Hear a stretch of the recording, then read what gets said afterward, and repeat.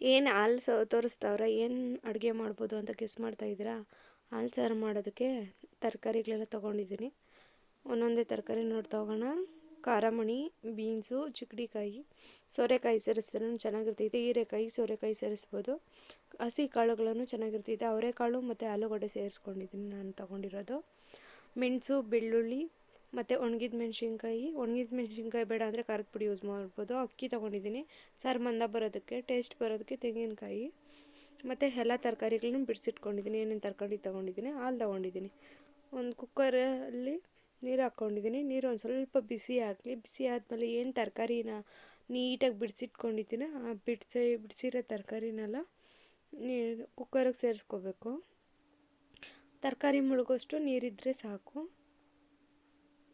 ಎಲ್ಲ ತರಕಾರಿನೂ ಸೇರಿಸ್ತಾ ಇದ್ದೀನಿ. ತರಕಾರಿ ಎಲ್ಲ ನೀಟಾಗಿ ಸೇರಿಸ್ಕೊಂಡು ಕುಕ್ಕರ್ಗೆ ಒಂದು ಎರಡು ವಿಷಿಲ್ ಚೆನ್ನಾಗಿ ಬೇಯಿಸಿದ್ರೆ ಸಾಕು. ತರಕಾರಿ ಚೆನ್ನಾಗಿ ಬೆಂದರೆ ಸಾಕು. ಕಲರ್ಡ್ ಫ್ರೂಟ್ ಏನೇನು ಇರ್ತೈತೆ ಅಂದರೆ ಕ್ಯಾರೆಟು, ಬೀಟ್ರೂಟನ್ನು ಹಾಲು ಸಾರಿಗೆ ಸೇರಿಸಿದ್ರೆ ಚೆನ್ನಾಗಿರಲ್ಲ. ಹಸಿ ಕಾಳುಗಳು ಬೇಕಾದರೆ ಸೇರಿಸ್ಬೋದು, ಟೇಸ್ಟ್ ಚೆನ್ನಾಗಿ ಬರ್ತೈತೆ. ಮತ್ತು ಹೀರೆಕಾಯಿ, ಸೋರೆಕಾಯಿ ಇದ್ರೂ ಕೂಡ ಸೇರಿಸ್ಬೋದು, ಅದು ಟೇಸ್ಟಾಗಿ ಬರ್ತೈತೆ. ಮತ್ತು ಬೆಂಡೆಕಾಯಿ ಸೇರಿಸ್ಬಾರ್ದು ಹಾಲು ಸಾರಿಗೆ. ಉಪ್ಪು ಸೇರಿಸ್ತಾ ಇದ್ದೀನಿ. ನಿಮ್ಮ ರುಚಿಗೆ ಎಷ್ಟು ಬೇಕೋ ಅಷ್ಟು ಸೇರಿಸ್ಕೋಬೇಕು. ನಾನು ಒಂದೂವರೆ ಟೇಬಲ್ ಸ್ಪೂನಷ್ಟು ಉಪ್ಪು ಸೇರಿಸ್ತಾ ಇದ್ದೀನಿ. ತರಕಾರಿ ಮುಳುಗೋಷ್ಟು ನೀರು ಹಾಕಿ ಕ್ಯಾಪ್ ಹಾಕಿ ಮುಚ್ಚಿಟ್ಟು ಒಂದೆರಡು ವಿಷಿಲ್ ಬರೋಂಗೆ ಕುಕ್ಕರ್ನ ವಿಷಿಲ್ ಹೊಡ್ಸ್ಕೊತೀನಿ. ಮಸಾಲೆಗೆ ಮತ್ತು ಅಕ್ಕಿ ನೆನೆಸ್ಕೊಳ್ತಾ ಇದ್ದೀನಿ. ಅಕ್ಕಿ ನೆನಿಬೇಕು, ಒಂದು ಅರ್ಧ ಅವರ್ ಆದ್ರೂ ಅಕ್ಕಿ ನೆನೆಸಿಟ್ಕೋಬೇಕು. ಮಸಾಲೆಗೆ ಹಾಕ್ಕೊಳಕ್ಕೆ ಮುಂಚೆ ಮಸಾಲೆಗೆ ಒಂದು ಮಿಕ್ಸಿ ಜಾರ್ ತೊಗೊಂಡು ಅದಕ್ಕೆ ಹಸಿ ಕೊಬ್ಬರಿ ಒಂದು ಬಟ್ಲು, ಒಣಗಿದ ಮೆಣಸಿನ್ಕಾಯಿ ಒಂದು 5ರಿಂದ 6, ಮತ್ತು ಬೆಳ್ಳುಳ್ಳಿ ಮತ್ತು ಮೆಣಸು, ಕಾಳು ಮೆಣಸು ತೊಗೊಂಡಿದ್ದೀನಿ. ಮತ್ತು ಅಕ್ಕಿ ಒಂದು ಅರ್ಧ ಟೇಬಲ್ ಸ್ಪೂನಷ್ಟು ಇದ್ದರೆ ಗಸಗಸೆ ಕೂಡ ಸೇರಿಸ್ಬೋದು. ಗಸಗಸೆ ಹಾಕಿದ್ರೆ ಟೇಸ್ಟ್ ಬರ್ತೈತೆ. ಕುಕ್ಕರ್ ನೀರು ಹಾಕಿ ಮಸಾಲೆ ನುಣ್ಣಗೆ ರುಬ್ಕೊಬಂದಿದ್ದೀನಿ. ಅಕ್ಕಿ ನೆನೆಸ್ಕೊಂಡು ಹಾಕ್ಕೋಬೇಕು. ಒಂದು ಅರ್ಧ ಅವರ್ ಆದರೂ ನೆನೆಸ್ಕೊಂಡು ಹಾಕಿದ್ರೆ ಸಾರು ಮಂದ ಬರ್ತೈತೆ. Cooker whistle ಕೂಗ್ತೈತೆ. 2 ವಿಷಿಲ್ ಆಗಲಿ. ತಣ್ಣಗಾದ್ಮೇಲೆ ತೆಗಿಯೋಣ. ಒಂದು ವಿಷಿಲ್ ಆಲ್ರೆಡಿ ಆಗೈತೆ, ಇನ್ನೊಂದು ವಿಷಿಲ್ ಬರ್ತೈತೆ. ಬೇಗ ಎಲ್ಲ ಹಸಿ ತರಕಾರಿ ಹಾಕಿರೋದ್ರಿಂದ ಬೇಗ ಬೆಂದ್ಬಿಡ್ತೈತೆ. ಒಣಗಿದ ಕಾಳು ಹಾಕಿ ಕೂಡ ಮಾಡ್ಬೋದು. 2 ವಿಷಿಲ್ ಬಂತು, ಆಫ್ ಮಾಡೋಣ. ಒಂದು ಪಾತ್ರೆಯಲ್ಲಿ ಒಗ್ಗರಣೆಗೆ ಎಣ್ಣೆ ಹಾಕ್ತಾಯಿದ್ದೀನಿ. 1-2 ಟೇಬಲ್ ಸ್ಪೂನಷ್ಟು ಎಣ್ಣೆ ಕಮ್ಮಿ ತಿಂದಿರ ಅಂದರೆ ಎಣ್ಣೆ ಕಡಿಮೆನೂ ಯೂಸ್ ಮಾಡ್ಬೋದು. ಸಾಸಿವೆ, ಹಸಿ ಕರಿಬೇವಿನ ಸೊಪ್ಪು,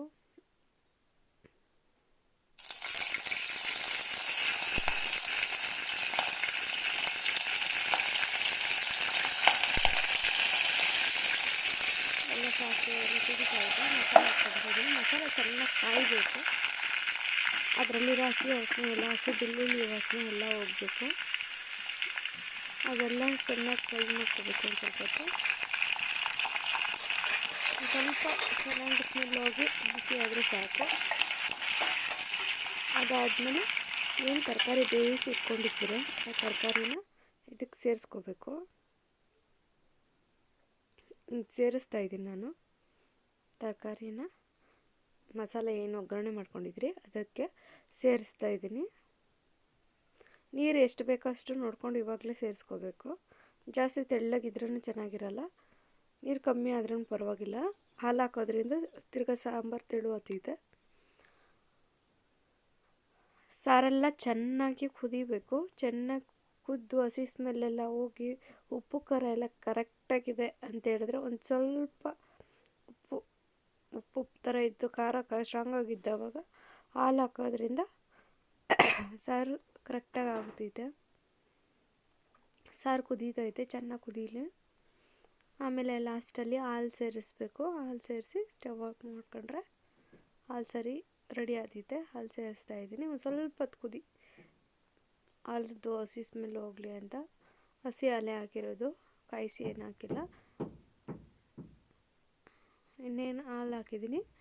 ಚೆನ್ನಾಗಿ ಮಿಕ್ಸ್ ಮಾಡಿಕೊಟ್ಟು ಉಪ್ಪು ಖಾರ ಎಲ್ಲ ನೋಡಿ ಒಂದು ಸ್ವಲ್ಪ ಹೊತ್ತು ಬಿಟ್ಟರೆ, ಸಣ್ಣ ಉರಿಯಲ್ಲಿ ಬಿಟ್ಟರೆ ಹಾಲು ಸಾರು ರೆಡಿ ಆತೈತೆ. ಇನ್ನೇನು ಆಲ್ಮೋಸ್ಟ್ ಕಾಯೋದಕ್ಕೆ ಇಟ್ಟಿದ್ದೀರಿ, ಸ್ವಲ್ಪ ಹೊತ್ತು ಕಾದರೆ ಸಾಕು ಆತೈತೆ. Please subscribe, share.